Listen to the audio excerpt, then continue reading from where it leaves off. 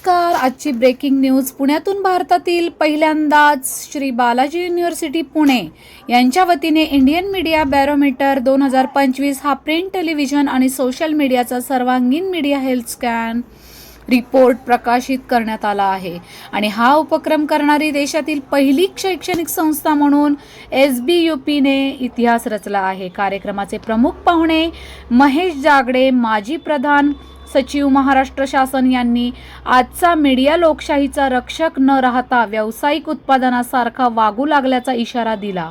त्यांनी म्हटले की मुख्य प्रवाहातील व सोशल मीडिया मॅन्युफॅक्चर्ड कंटेंटमध्ये धावत आहे. त्यामुळे नागरिकांची दिशाभूल होऊन लोकशाही गंभीरपणे कमकुवत होत आहे. विनीता देशमुख, संपादक, कॉर्पोरेट सिटीजन यांनी पत्रकारिता ही पूर्वी निखळ सार्वजनिक सेवा होती, परंतु गेल्या 15 वर्षात वाचकांना गौण ठेवत व्यावसायिक स्वार्थ केंद्रस्थानी आले असल्याचे नमूद केले. रिपोर्ट सादर करणारे वरिष्ठ पत्रकार आनंद अगाशे यांनी सांगितले की माध्यमांची कार्यक्षमता 57 निकषांवर मोजण्यात आली. त्यांनी देशभर अशा हेल्थ स्कॅन व्यायामांची आवश्यकता असल्याचे मत व्यक्त केले आहे.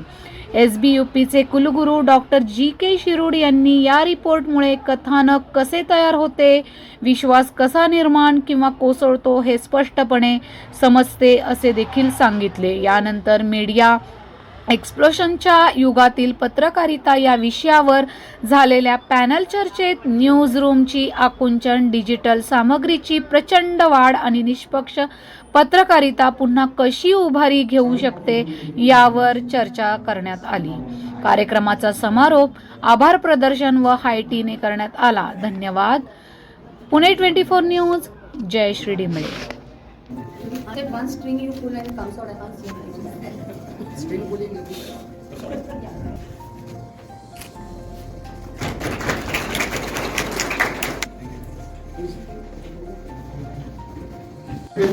Journalism as just one pocket money. At that time, I was too good in Hindi medium because of my Hindi background. And I tell you, I researched Germany, ancient Greece, ancient Rome, medieval period, ancient period in the music. I have to say the current trend which is going on, they are plagiarizing or copycats of Joseph Goebbels. The current trend is 1933 to 1945 Radio Berlin. I recommend seriously everyone should research Radio Berlin. 1933 to 1945. Exactly same thing is happening over here. आज त्यांनी media barometer हा एक corporate magazine आणि Balaji university यांच्या initiative प्रमाणे आणि अर्थात त्याच्यामध्ये बरेचसे सिनियर जर्नलिस्ट होते, आनंद अगाशे, विनीता देशमुख वगैरे सगळे होते. त्यांनी या देशातील मीडियाची काय परिस्थिती आहे त्याबद्दल एक पुस्तिका प्रकाशित केलेली आहे आणि त्यामध्ये मग त्याच्यात त्यांनी विशेष करून असं न्यूट्रल असं त्याला गुणांकन पण दिलेले आहेत आणि त्याचाच प्रकाशन झालेलं आहे. तर यावरून या देशामधील मीडियाची काय परिस्थिती आहे याची सद्यस्थिती जाणून घेण्याचा त्यांचा हा कार्यक्रम आहे आणि मी त्याच्याबद्दल चांगलं वाटतं की कोणीतरी असं मीडियाबद्दल एक सायंटिफिक त्याच्यामध्ये तत्वानुसार त्यामध्ये सद्यस्थिती त्यांनी याच्यामध्ये दाखवून दिलेली आहे. सर, तुम्ही आज एक फार बोल्ड स्टेटमेंट केलेलं आहे. मी अगदी म्हणलेलं आहे की मीडिया हा चौथा स्तंभ नाहीच आहे. अगदी काय आहे की चौथा स्तंभ म्हणजे की लोकशाहीची परिस्थिती जगात काय आहे, तर लोकशाहीची परिस्थिती काय चालली आहे हे काही मी सांगायची गरज नाही. याच्यामध्ये जागतिक ज्या संघटना आहेत त्या सांगतात की लोकशाहीची जागतिक पातळीवरती, भारतच नाही अमेरिकेची सुद्धा, ही परिस्थिती खालावत चाललेली आहे. मग ही परिस्थिती खालावत चालली असताना पहिले जे 3 स्तंभ आहेत ते खरं म्हणजे की शासकीय व्यवस्थेशी निगडीत असतात. चौथा स्तंभ जो आहे आणि जो मीडिया आहे तो खरं म्हणजे की तो स्वतःच्या स्वयंभू आहे. मग स्वयंभू स्तंभ काय करतो आहे तर जागतिक पातळीवरती असं दिसतंय की स्वयंभू स्तंभाने त्याची जी काही जबाबदारी होती ती त्यांनी पाळलेली आहे का, तर हे स्पष्ट दिसतंय की आणि आजच्या स्कॅनवरून स्पष्ट दिसतंय की त्यांची जबाबदारी त्या स्तंभाने तशी पाळलेली नाही आहे.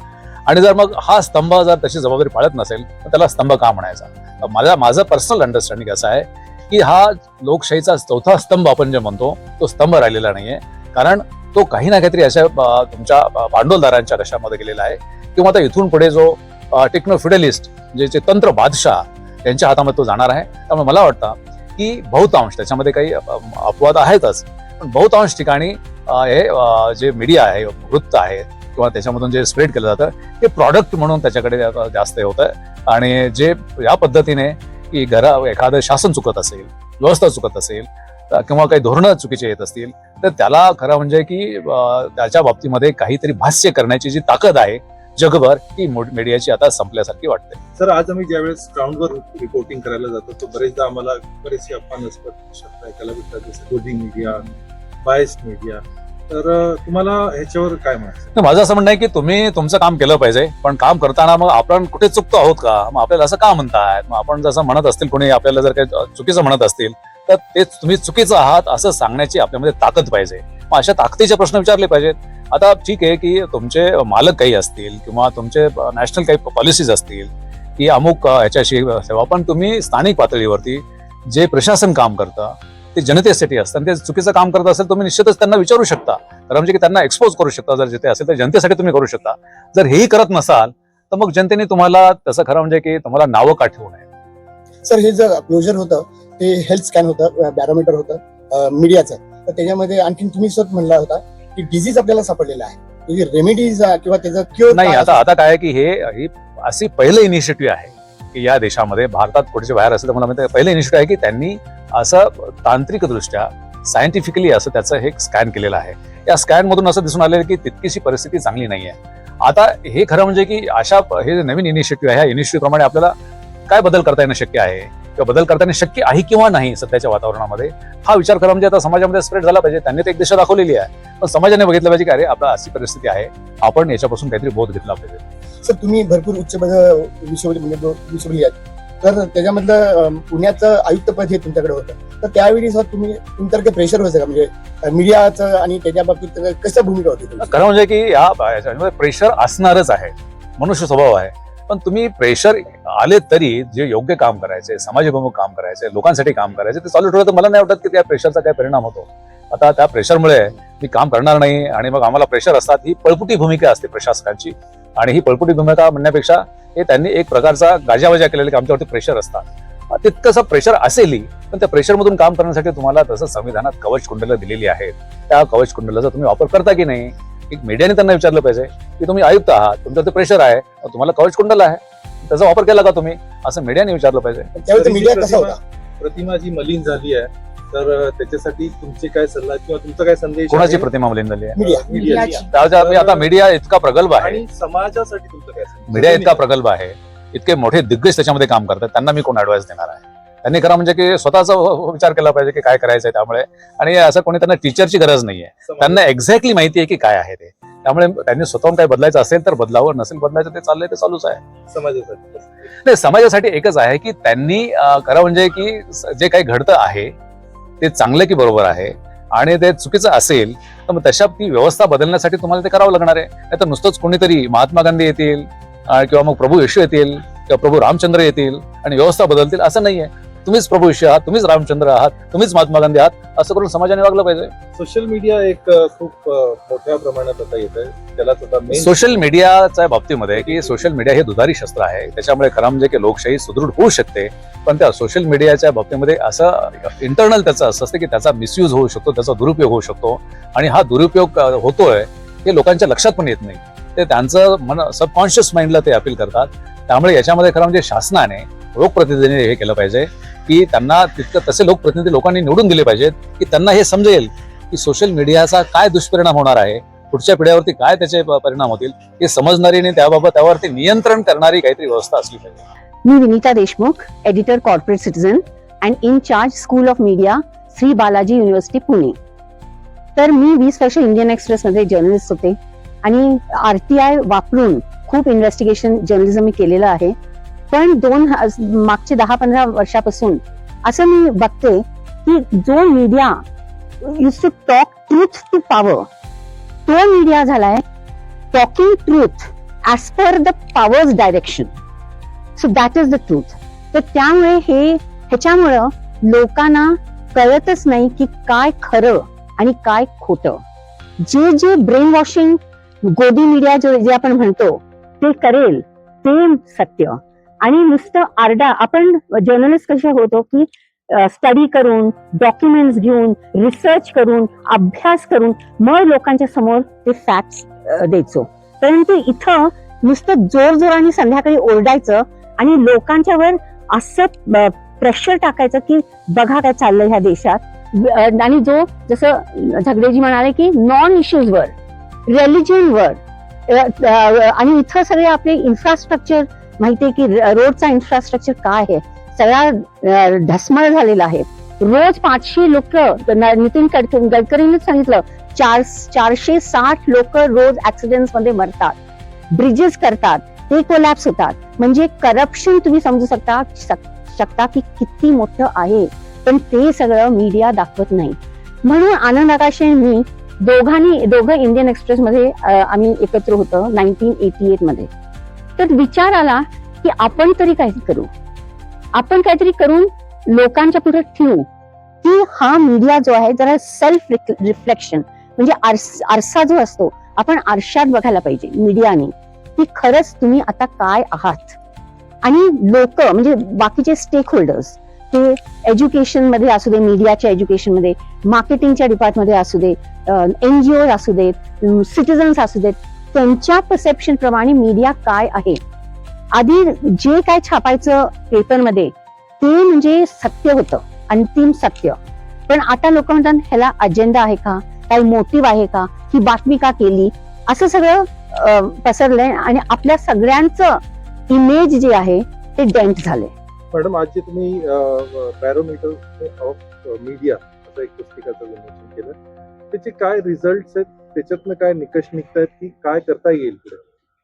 तर काही जे निकष आहेत ते एक म्हणजे भयंकर की गव्हर्नमेंटचा दबाव, आणि त्याच्या बरोबर मल्टीनॅशनल कंपनीज किंवा मोठे मोठे प्रायव्हेट कंपनीज त्यांचा दबाव. म्हणजे आधी न्यूजपेपर्स एडिटरच्या नावांनी ओळखले जाते. अरुण शौरी म्हणजे इंडियन एक्सप्रेस. आता कुठल्या पॉलिटिकल पार्टी सपोर्ट करते त्याच्यावर ते न्यूजपेपरचं इमेज कळतं की ते कोण आहे. तर त्यामुळे ते दोघांचे प्रेशर असल्यामुळं आणि आतली गोष्ट मला माहिती असल्यामुळं PMO ऑफिसमध्ये जे मीडिया ऍडवायझर आहेत, आधी मोठे मोठे जर्नलिस्ट येऊन गेले, HK दुआ वगैरे, आणि ते ऍडवाइज तर करतातच. पण हे जे मीडिया ऍडवायझर ज्यांना काल हाकलून दिलं, तुम्ही वाचलं असेल हिरेन जोशी, तर ते अक्षरशः कॅलेंडर दिवसाचं काय काय किती वाजता दाखवायचं हे पाठवतात सगळ्या व्हॉट्सअप एडिटर्सना, आणि त्याप्रमाणे ते एडिटर्सनी दाखवलं पाहिजे. एक माझे मित्र होते जे एक्झिक्युटिव्ह एडिटर होते एका मीडिया चॅनलचे, त्यांनी नोकरी सोडली. ते म्हणाले की आता मला मेसेज यायचा की 2 तास पाकिस्तान दाखवा, कुठून आणायचं मटेरियल, काय करायचं, हे सगळं लोकांना माहिती नाही. परंतु मीडिया बाहुली झाली आहे, पपेट्स ऑफ द मनी. म्हणजे ज्यांच्याकडे पैसे आहे, त्यांच्याकडे मनी पॉवर आहे आणि त्यांच्याकडे मसल पॉवर आहे. हे 3 पॉवर जे आहेत, मनी पॉवर, मसल पॉवर आणि गव्हर्नमेंट पॉवर, पॉलिटिकल पॉवर, तर हे डिक्टेट करतात आपल्याला. तर आपण जरी थोडे मीडिया चांगलं काम करत असलो तरी आपल्याला आता कोणी भाव नाही देत. आपण ते म्हणतात, आणि ब्रेन वॉशिंग केल्यामुळं, आणि मुख्य म्हणजे काय झालंय, त्यांनी आपलं देश वाटून घेतलंय. डिव्हिसिव्हनेस. म्हणजे मी म्हणते बीजेपी पार्टी हिंदुत्वाची चालेल, पण तुम्ही मीडिया म्हणून काय दाखवता? तुम्ही तुमच्यावर आहे. तुम्ही जर ते काउंटर केलं फॅक्ट्सनी आणि रिसर्चनी, तर डेमोक्रेसी अजून डिव्हिसिव्ह झाली नसती. तर मी जास्त बीजेपीला पेक्षा मी हे गोदी मीडियाला हे करते, म्हणजे दोष देते की त्यांनी ह्या देशाला तुकडे तुकडे करून टाकले. आजकाल काही रिपोर्टर्स सोशल मीडियाच्या प्लॅटफॉर्मवर रिपोर्टिंग करण्याचा प्रयत्न, पण त्यांना तितकी काय क्रेडिबिलिटी मिळत नाही. तुमचं काय म्हणणं आहे? नाही, काही जे आहेत, एक मी जेव्हा पंजाबचं फार्मर्स प्रोटेस्ट चालू होतं तेव्हा मीडिया, तुम्हाला माहिती, लिगसी मीडिया नुसतं खालिस्तानी हे ते नुसतं ओरडत होते. एक जर्नलिस्ट आहे सुनील मेंघानी, तुम्ही त्याला फॉलो करा.